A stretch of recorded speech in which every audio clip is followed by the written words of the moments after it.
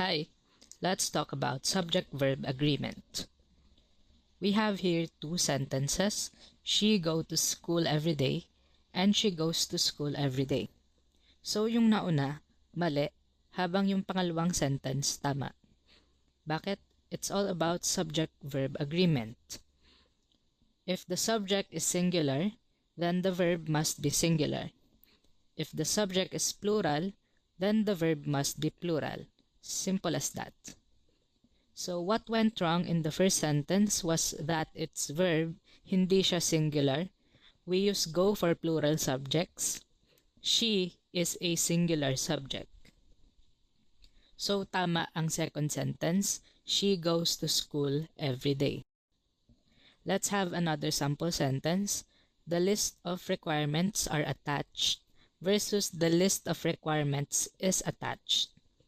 So, bakit mali ang list of requirements are? Kasi singular pa rin naman si list. So, ang tama ay the list of requirements is attached. Follow for more content about English grammar.